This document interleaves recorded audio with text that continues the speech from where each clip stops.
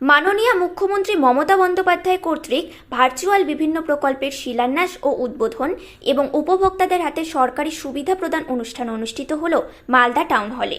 মন্ত্রী সাবিনা ইয়াসমিন, মন্ত্রী তাজমুল হোসেন, মালদার জেলাশাসক নিতিন সিংহানিয়া, পুলিশ সুপার প্রদীপ কুমার যাদব, ইংরেজবাজার পৌরসভার চেয়ারম্যান কৃষ্ণেন্দু নারায়ণ চৌধুরী, জেলা পরিষদের সহ সভাধিপতি এটিএম রফিকুল হোসেন, বিধায়ক আব্দুল রহিম বক্সি, সাবিত্রী মিত্র সহ অন্যান্য আধিকারিকরা উপস্থিত ছিলেন।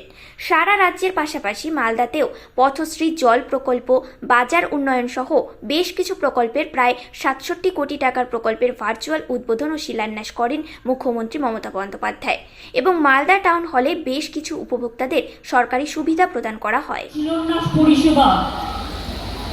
মোট ২,৭১৯ কোটি ৬৪ লক্ষ টাকা করা হলো উত্তর চব্বিশ পরগনার জন্য, এবং উত্তর চব্বিশ পরগনা ছাড়াও অন্যান্য জেলার ৬৪৭টি প্রকল্পের উদ্বোধন ও শিলান্যাস করা হলো। মোট ভ্যালু হচ্ছে ৮,৪০৫ কোটি টাকা। এই অনুষ্ঠান থেকে প্রায় ৭ লক্ষ পরিবারের কাছে কোনো না কোনো পরিষেবা পৌঁছে যাবে।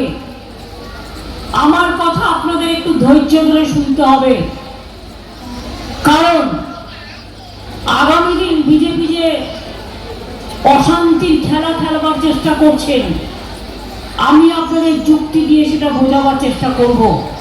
তার জন্য আমাকে কিছুটা সময় দিতে হবে। আগে বলি ৮৫১ কোটি টাকা ব্যয় হাবড়া গাইঘাটা পানীয় জল অ্যাকচুয়ালি প্যাকেজ উদ্বোধন হয়েছে। আলাদা করে ডিএম সাহেবের কাছে আপনারা লিস্ট পেয়ে যাবেন।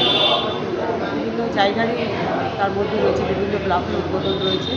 এছাড়াও আমরাও লেগে আছি, সমস্ত এমএলএ, পঞ্চায়েত সমিতি সভাপতি, জেলা পরিষদ সব নিজের নিজের এরিয়াতে আমাদের কাজের সূচনাও চলছে। কালকেও যেমন আমি নিজে ৬.৫ কোটি টাকা আমার এরিয়ার করছি, আজকেও সকাল থেকে 5টা করেছি, এখন গিয়ে আরও 4টা করবো। এরকম সব জায়গাতে প্রচণ্ড দ্রুত গতিতে যত রকমের আমাদের থিয়েটার, পঞ্চায়েত, এমএলএ, মন্ত্রী এবং বিভিন্ন ডিপার্টমেন্টে যেগুলো কাজ হয়েছে সেগুলো 2-1 দিনের মধ্যেই আমরা শিলান্যাস করে সম্পন্ন করতে চাইছি। কাজের কোনো অসুবিধা নেই এবং আমরা যেখানেই যাচ্ছি বাংলার মানুষ খুব সন্তুষ্ট আছে, মালদার মানুষ খুব সন্তুষ্ট আছে কাজের জন্য কোনো এডুকেশন নেই।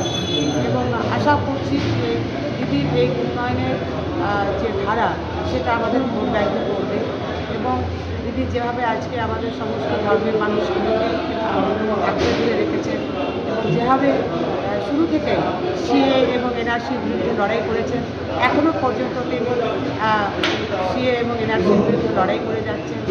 ভারতবর্ষের মধ্যে একমাত্র বাংলার মুখ্যমন্ত্রী শ্রীমতী মমতা ব্যানার্জি, যিনি শুরু থেকে শেষ পর্যন্ত সিএ এবং এনআরসির বিরুদ্ধে লড়াই করছেন।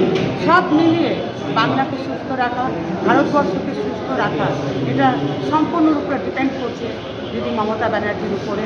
তাই আশা রাখবো যে শুধু আমাদের পশ্চিমবাংলার মানুষ তৃণমূল কংগ্রেসকে আশীর্বাদ করবে তা নয়, বিভিন্ন রাজ্যের মানুষও তৃণমূল কংগ্রেসকে দূর থেকে আশীর্বাদ করবে। কারণ মোদিজিকে যদি ঢুকতে হয়, এনআরসিকে যদি ঢুকতে হয়, উন্নয়নকে যদি এগিয়ে নিয়ে যেতে হয়, পশ্চিমবাংলাকে যদি আত্মনির্ভর বাংলা গড়ে তুলতে হয়, তাহলে মমতা ব্যানার্জি হচ্ছে একটা মডেল। সেই মডেলকে সামনে রেখে আশা করছি আমাদের যে সর্বভারতীয় স্তরে ইন্ডিয়া জোট, সেই ইন্ডিয়া জোট সফল হবে। আজকে প্রধানমন্ত্রী না 2014 থেকে তো কিছু দেখিনি তেমনভাবে করতে, একটা ইদানিং দেখছি রেলের কিছু করছে, বাকি তো কোনো কিছু উন্নয়ন করেনি। এবং যা কিছু ইউপিএ গভর্নমেন্টের সময় ছিল সেগুলো বরঞ্চ সমস্ত 100 দিনের কাজ থেকে শুরু করে, আবাস যোজনা থেকে শুরু করে, বিএডিপি থেকে শুরু করে আপনার বার্ধক্য ভাতা, বিধবা ভাতা, প্রতিবার একের পর এক প্রকল্প সমস্ত বন্ধ করে দিয়েছে। ওনার দ্বারা তো মানুষ উপকৃত হয়নি, বরঞ্চ ওনার দ্বারা মানুষ অপকৃতই হয়েছে। এবং শুধু তাই নয়, বিভিন্ন ইস্যুকে কেন্দ্র করে মানুষকে শুধু লাইনেই দাঁড়িয়ে করছে, কখনো নোটবন্দির নামে, কখনো সিএর নামে, কখনো এনআরসির নামে, কখনো আধার কার্ড লিঙ্কের কেটে দেওয়ার নামে। সবসময় মানুষকে পরেশান করা হচ্ছে নরেন্দ্র মোদীজির কাজ।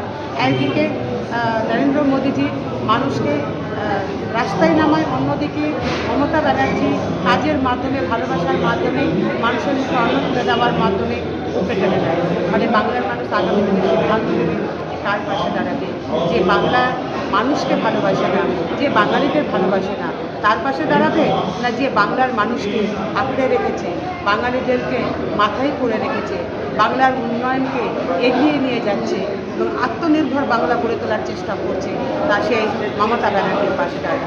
এই সিদ্ধান্ত বাংলার মানুষকে নিতে হবে এবং আমার বিশ্বাস বাংলার মানুষ সর্বত্রই খুব বুদ্ধিমান এবং বাংলায় আগামী দিনে ভারতবর্ষকে পথ দেখাবে।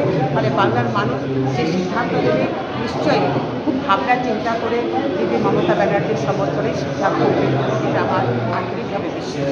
আপনারা দেখছেন নিউজ প্রাইম টাইমস। সঙ্গে থাকুন এবং দেখতে থাকুন নিউজ প্রাইম টাইমস।